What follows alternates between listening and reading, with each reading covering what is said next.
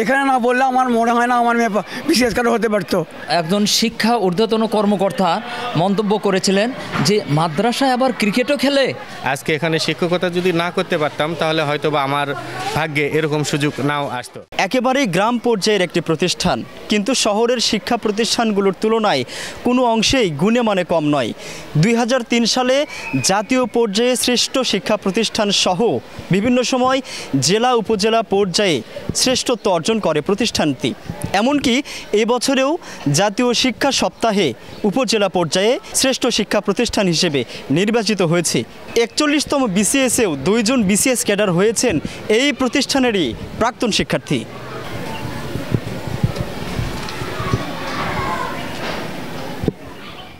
বগুড়া শহর থেকে প্রায় 10 কিলোমিটার দূরে তেলিহারা মহিউদ্দিন আলিম মাদ্রাসা। গ্রাম থেকে অজ্ঞতা দূর করতে 1987 সালে মাদ্রাসা প্রতিষ্ঠা করেন ডাক্তার আলাউদ্দিন। এরপর থেকেই আলো ছড়াতে শুরু করে। 2003 সালে জাতীয় পর্যায়ে শ্রেষ্ঠ মাদ্রাসা নির্বাচিত হয়ে রাষ্ট্রপতির কাছ থেকে পুরস্কার পায় প্রতিষ্ঠানটি।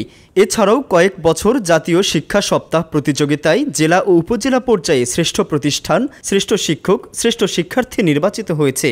এবছরও উপজেলা পর্যায়ে মাদ্রাসা ক্যাটাগরিতে শ্রেষ্ঠ শিক্ষা প্রতিষ্ঠান ও শ্রেষ্ঠ শিক্ষার্থী নির্বাচিত হয়েছে।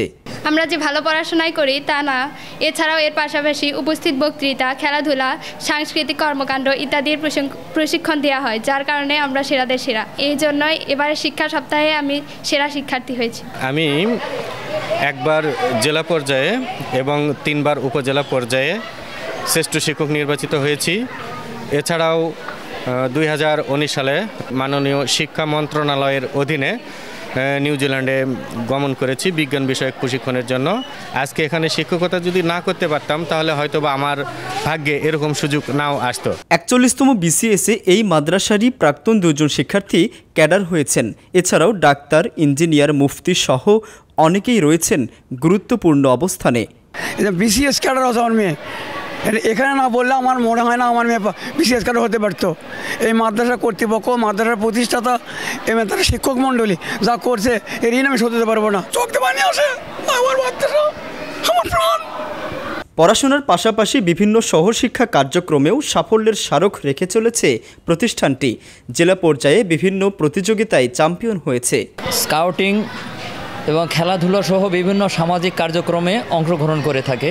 সবগুলো স্কুল মাদ্রাসার মধ্যে জেলা পর্যায়ে বিভিন্ন ইভেন্টে এই মাদ্রাসা চ্যাম্পিয়ন হয়েছে। একজন শিক্ষা ঊর্ধ্বতন কর্মকর্তা মন্তব্য করেছিলেন যে মাদ্রাসায় আবার ক্রিকেটও খেলে। তো তখন আমরা বুঝাই দিলাম মাদ্রাসা খালি ক্রিকেট খেলে না, বিভিন্ন ইভেন্টে, অ্যাথলেটিক্সে বিভিন্ন ইভেন্টে অংশগ্রহণ করে তারা জেলা পর্যায়ে চ্যাম্পিয়নও হয়েছে বেশ কয়েকবার। ধর্মীয় শিক্ষা, নৈতিকতা, সামাজিক দায়িত্ববোধ নিয়ে সাপ্তাহিক আলোচনা এবং মেধা বিকাশের জন্য শিক্ষার্থীদের লেখা দেয়াল পত্রিকা ও ম্যাগাজিন প্রকাশ করে মাদ্রাসাটি। এই মাদ্রাসার ছাত্রছাত্রীরা সুন্নতের উপর চলাচলের চেষ্টা করে এবং শিক্ষকরা তাদের সুন্নত উপর চলার জন্য বিশেষ তাগিদ দান করে। আপনারা পিছনে দেখতে পাচ্ছেন মসজিদের ছাত্ররা নামাজ পড়ার জন্য শারীরিকভাবে উজু করতেছে। পড়াশোনার মাঝে মাঝে একজন মুসলমান হিসেবে, মানুষ হিসেবে নীতি নৈতিকতার দরকার, সব কিছু আমরা এখানে শিক্ষা দিই। প্রায় 1 বছর যাবৎ এই মাদ্রাসায় আমি অধ্যক্ষ পদে চাকরি করতেছি।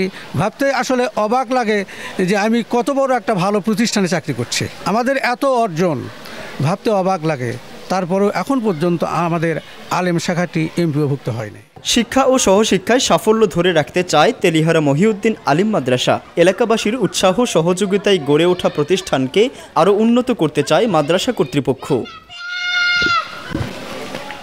রাহাত রূপান্তর, দৈনিক করতোয়া, বগুড়া।